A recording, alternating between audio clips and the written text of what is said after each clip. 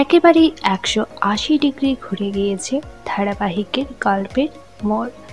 এতদিন পরিবার এবং সন্তানের কথা ভেবে সবকিছু মুখ বুজে মেনে নিয়েছিল কমলিনী, কিন্তু স্বামী ফিরে আসার পর একেবারেই মন বদল হয়ে গেল কমলিনীর।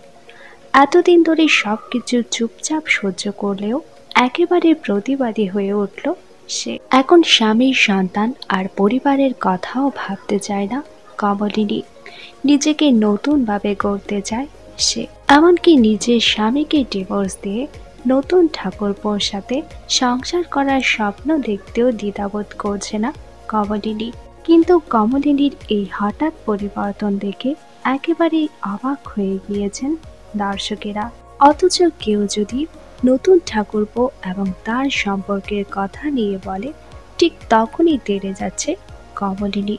কিন্তু এই দিকে আবার মনে মনে ভালোবাসছে নতুন ঠাকুরপোকে। তাহলে তার এই দ্বিচারিতা কেন?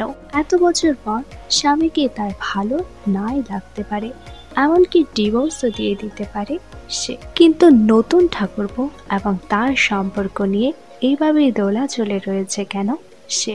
কমলিনীর এই ধরনের আচরণের জন্য অনেকেই বলছেন এইবার পরকীয়া শুরু করেছে কমলিনী। তবে আপনারা কারা কারা চান কমলিনী এবং নতুন ঠাকুরপো নতুন জীবন শুরু করুক, তা নিজে অবশ্যই কমেন্ট করে জানান।